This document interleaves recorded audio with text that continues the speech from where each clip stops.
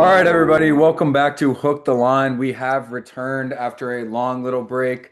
Gave ourselves some decompression time because, as Purdue fans, the worst possible outcome of the college football season has come true. All credit, obviously, to Kurt Signetti in Indiana. I mean, what a season, what a turnaround. But as an arch rival, it does hurt. But Indiana is your national champion, 27-21. They take down Miami. So this video is just going to be recapping a little bit of the college football playoffs, things that stood out to us, surprises that there were, big storylines, and obviously Indiana with their massive turnaround. Just what a season.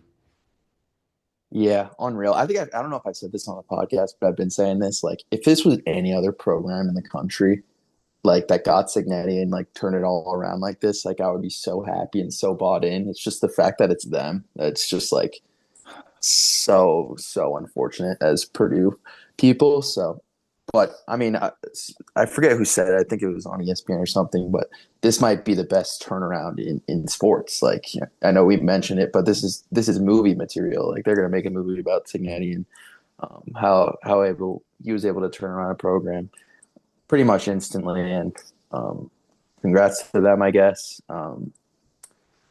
But yeah, I another thing I really took away from the CFP as a whole. Was obviously there were a lot of surprises. Like, Ohio State goes down. Obviously, I was big on that. Georgia goes down. They go down in their first game as well. Um, but that kind of led me to kind of have a little bit of a revelation in terms of the quarterback position and the transfer portal. Like, if you really peel back the skin from these past 2 years, like, does having a transfer like senior quarterback give you an advantage a little bit? Like Will Howard, Riley Leonard, Oh yeah. Carson Beck, like Fernando Mendoza, always like it's kind of becoming a little bit of a key factor in the way these games are played. Like Julian saying, kind of first year as a starter really doesn't, show up when the lights are the brightest, not only in the playoff, but he didn't really have a great Big Ten championship either. Gunner had a little bit more experience, right?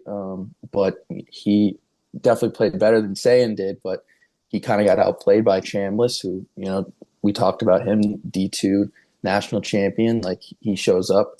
Mhm. Dante Moore kind of teased down his leg a little bit when playing the Hoosiers again. A little For bit. pick six to start the game, like, come on, man. Like it. So, it's kind of just like something that kind of came to mind as time went on, as the bracket kind of filled out. So, and it's also something to look at. Maybe it's a coincidence, or maybe it's kind of becoming a trend as we look into next year in the portal. But that's something I kind of took away um, when watching it all unfold. But yeah, I don't know. Got any thoughts on that?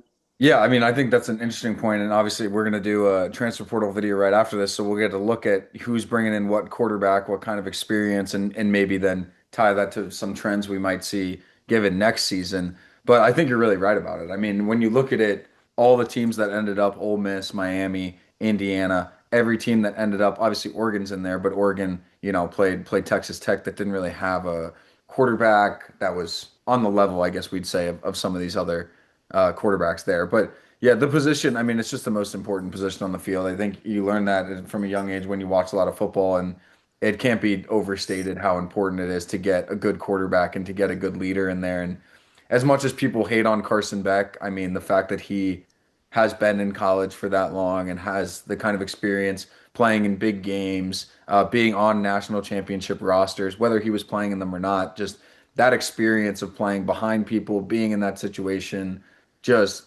that's what got Miami there in the end. And obviously it gets really ironic because it's like a lot of the playoffs, his thing was, he took care of the ball more than maybe he did during the other parts of the season, and then he loses it on a game sealing pick, which is going to be everybody's takeaway from this is that he Yeah, sucked. He threw a pick at the end of the game. But in reality, he didn't have a terrible game, and he's got one of the best weapons in football, and Malachi Tony right next to him. I mean, that kid is going to be special for years to come. But yeah, it was really interesting. It was surprising. I think the Ole Miss one was super surprising to me. Trinidad able to take down a Georgia Bulldogs team that's known for their defense and just two times in a row that they played, he was able to do that. So yeah, having that experience, whether it's on the D2 level or it just shows that the transfer portal is important while there's problems with it, but you got to go Yep. somewhere where you can play. We're kind of getting done with the days where you sit behind, and then you get your chance your junior or senior year and you get 1 or 2 years to make it happen. Like now it makes sense seeing this, Fernando Mendoza coming from Cal for a quarterback to go to a smaller school, whether it's D1, whether it's, not a Power Five school, not a Power Four school, I guess now, and just get some playing time, get some reps under your belt, and then come back and go to the school you want to, and then save it all for one good season where you can make a run at a national championship, which is what a lot of these guys did. Yeah.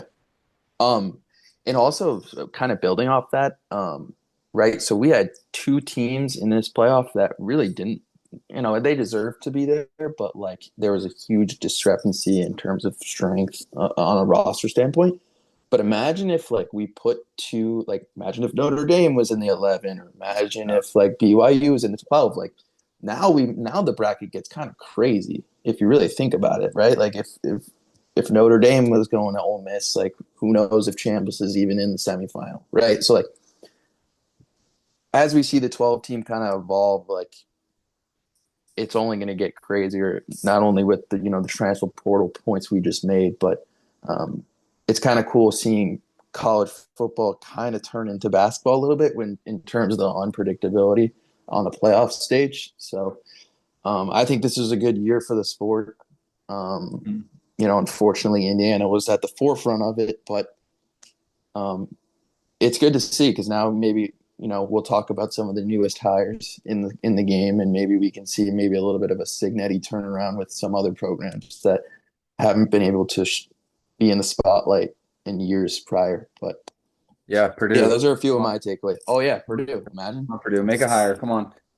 But you know, it's interesting as well because you mentioned the experience at quarterback, but also just a talking point that's come out recently is just the experience in general. I mean, you looked at the average ages of the national championship Yep. teams were right around 23. You had two teams. I mean, granted, I think Malachi Tony brought that down by himself for Miami, but two teams that, especially on the line of scrimmage, on their offensive line and defensive line, were really, really experienced. And then Yeah. Indiana at their receiver position had guys that have been playing for a long time, and those were the guys that came up and made the big. I mean, Charlie Becker, you can't say enough about the catches he made in that national championship. He's Yep. as much to credit with them being able to seal that as anybody else. I mean, the catch where he was able to get that 1 foot in bounds, The crazy, offensive and then line.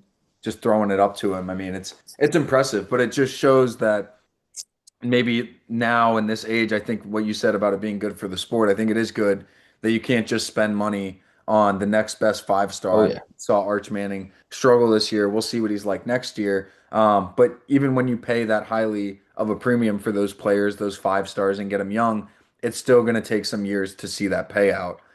Versus with these guys, when you buy experienced guys who may have started a couple games over at like Old Dominion or JMU for Indiana, Mm, then those guys are ready to play. They have the experience and they can go in right away. As long as they got the size and the athletic traits, then they're ready to go. yeah. And I mean, all credit to their coaching staff and being able to teach what they preach. Like I think I mean, I said it going into the Big Ten championship. Like it might be the best coach team in the country. Like just like the little things. Like Fernando Mendoza talked about it. Um, they like run like an RPO system. Like he on that quarterback draw that's very famous now. He was like, if I get man on one side, I'm going this side. I get zone, I'm going this way. And then it all unfolded. He made a big play, but it's things like that their preparation made them so good in the biggest moments, and it showed up time and time again. So, um, yeah, it'll be interesting to see how Hoover fits in the system. That'll be I'm sure, a video a long way down the line. But Oh yeah. can we? How the question with them is how often can they repeat this, and like Hmm.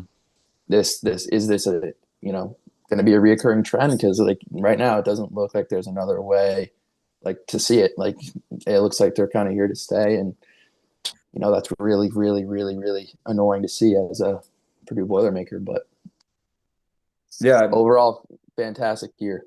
Yeah, no, I mean it's a great year, and but it does bring up the question. I mean, a lot of these guys came from JMU, and they're going to be graduating and leaving, and the question you ask is good for the quarterback, but I also ask it for the rest of the team. It's like, can you replace all these positions? I mean, they were one of the least penalized team, and having a couple offensive linemen that are undisciplined next year can. We saw it in the national. It almost lost them the national championship, I think, kind of shooting themselves in the foot a little bit uncharacteristically of just committing penalties. Indiana's very much felt like a team where as long as they were ahead of the chains, they were going to just destroy you no matter Yeah, what. But if you could get them in a second and 15 and a second and 20, you had a pretty good chance of getting them off the field. I mean, it was yeah, like Miami did that very well, and credit to the pass rushers because they were able to get sacks as well that backed him up and got him back there. But replacing all of that experience, can you do that immediately? And Cignetti's probably the best guy to do that. But for Miami as well, for some of these other teams that are going this route of average age of 23, are you going to be able to just reuse and recycle that and get the same product? yeah, absolutely. And we'll be sure to talk about it next season in 2026-27. So Oh yeah. But what a year. What a year again. no doubt. And screw the Hoosiers. Yeah. And real quick before we sign off, there's been talks of, the 17 or the 16 or 2014 playoffs. What are some of your thoughts about that?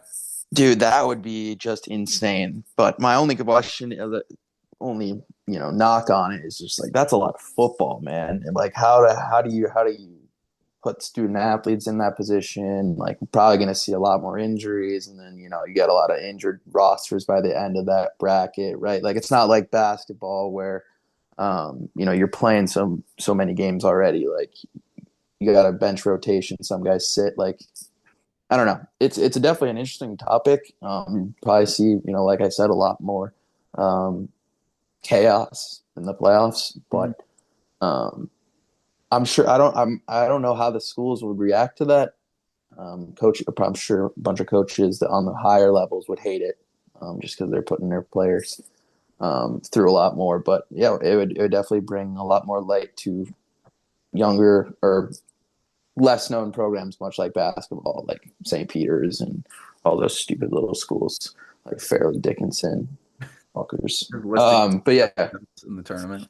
yeah, exactly. FAU. But interesting. I'll see. I'm excited to see how this playoff evolves through over the years because I think this product is pretty good. Yeah, no, I agree. So another successful season in the book. It does feel like it flew by though. So Yeah, it does. we'll see when it comes around next year and we get another game in Ireland and we start with Avery Johnson's brother throwing Oh my haymakers in the parking goodness. lot, and then we'll end with a national champion who nobody thought was going to win it. Hopefully.